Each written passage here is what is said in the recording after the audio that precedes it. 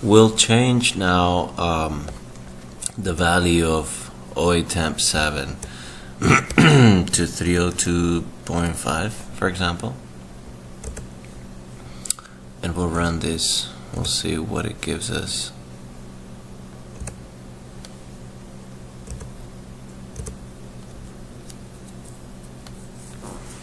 I want to make sure that this first portion of this algorithm is actually going to single out OA temp 7 as the standard deviation that is furthest or clearly different than all the rest.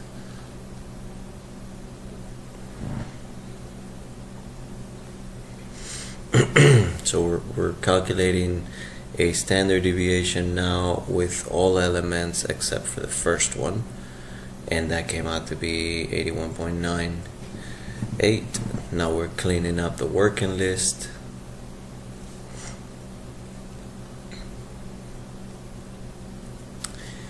We're not going to and we went ahead and filled element number 1 of the standard deviations array with that first deviation calculation. Now we did the second deviation calculation without the second element of the OA temps array. We're doing this in the working list. Now we zeroed out the working list after we calculated the second standard deviation, and we input that as the second element of the standard deviations array.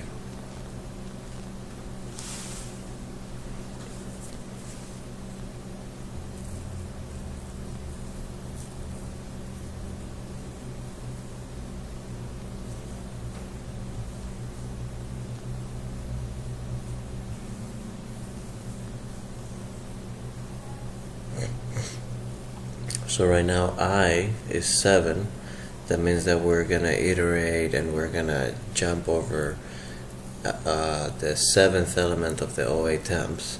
We're gonna calculate the standard deviation without it and see how much different now the standard deviation was without the 7th element. It's distinguishably different than all the other ones so far.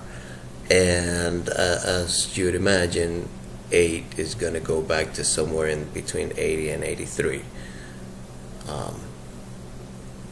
No surprise there.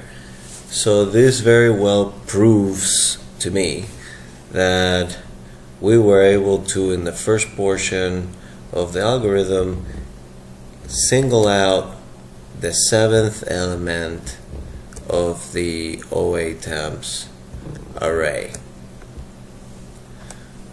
We manage this by using another array we called working list and calculating the standard deviation of all elements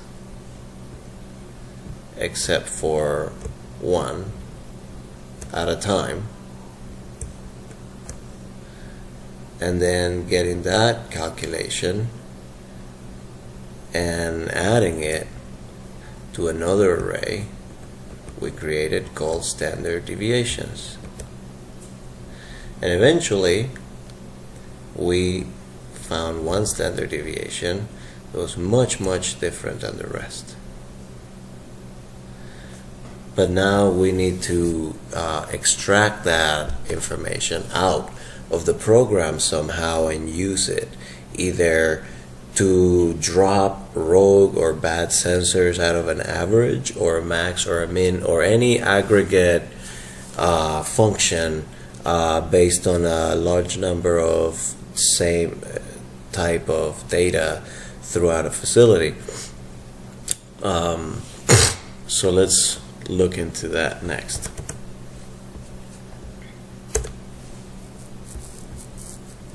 So in order to do this, we don't need to create any more arrays, but we do need to create a few more variables. And so I did.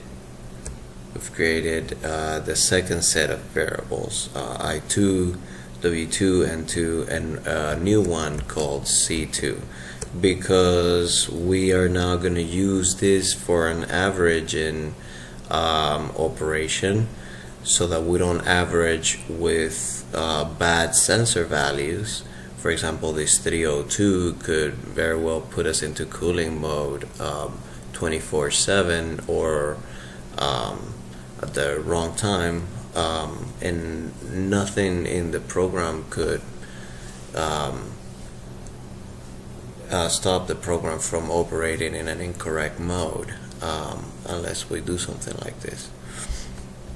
Now, you could always point out that there's an unreliable reading on your sensor. That accomplishes a different thing. That would accomplish just basically throwing out some kind of alarm to say, hey operator, you have a bad value here that could be causing some issues in your control system sequence of operations. But it's not going to actively remedy the control system sequence dynamically. This would require for an operator to then, after getting notified that you have an unreliable sensor for 08 times 7, to come in and replace it, or override a set point or whatever this average output value ends up being to a static value until the problem gets resolved. In this case, with this program, you could just drop 08 times 7 from your average or your max or your min, and essentially continue operating as normal. And still, you would probably want to do an unreliable reading on your sensor. I'll put that as an alarm so that someone gets notified and gets that 08 times 7 sensor replaced. But in the meantime, everything will continue to operate as required. The program's not going to send everything into full cooling mode or anything like that, because we're going to drop out 08 times 7 of our average or our max or our min calculation.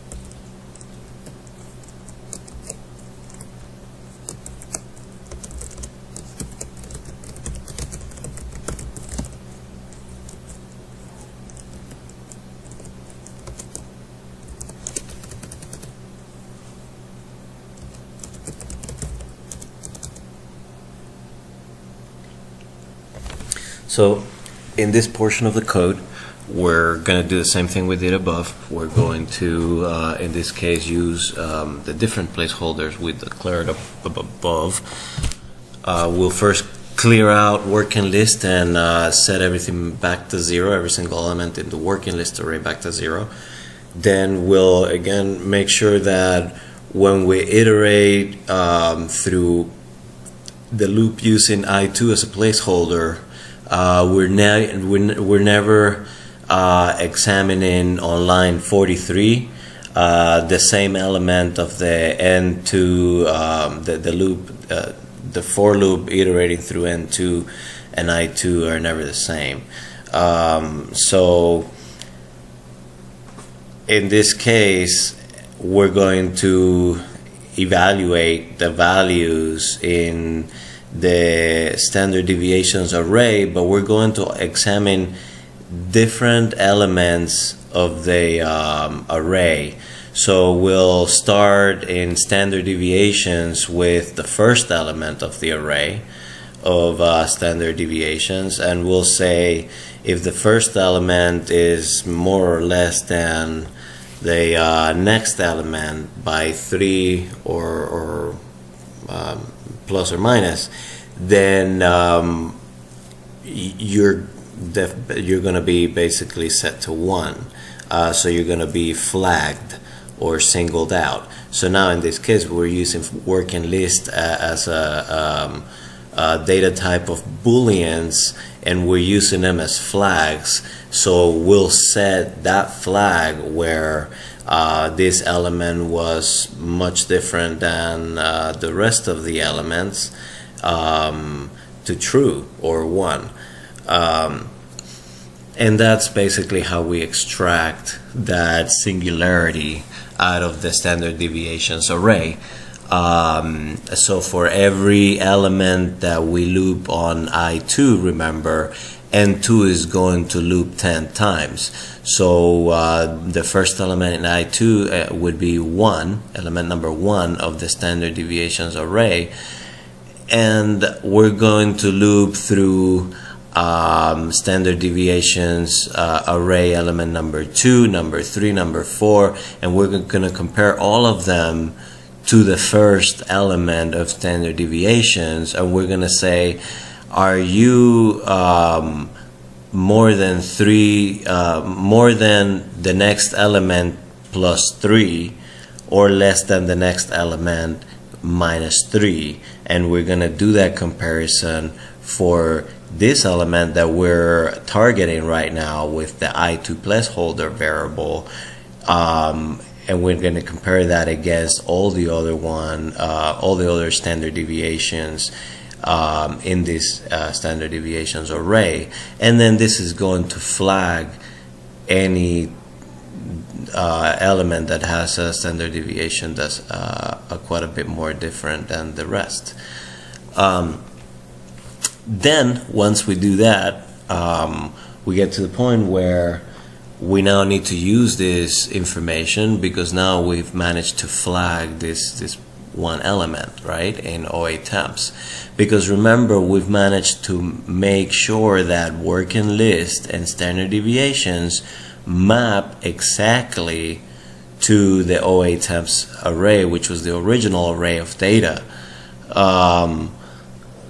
So essentially now we're going to go ahead and use the C2 variable.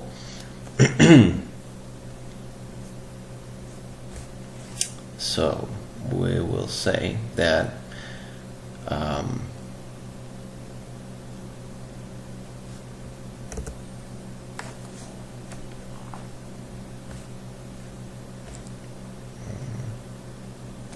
right here, we'll make sure that C2 is 0. We'll want to start this portion with a known value. So we'll do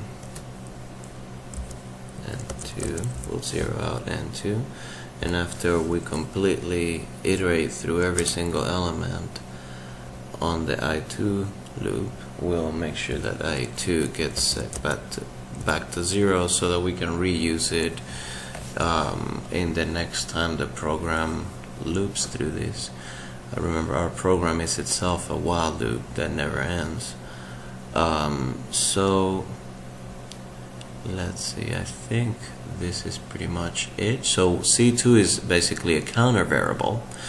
I gave it the 2 just so that we make sure that we know that the counter variable is being used with the second portion of this algorithm. And this is saying basically, now that we have flagged every target deviation in the standard deviations array, we're going to use that flag and we're going to add it to a counter. And this counter is going to say we basically have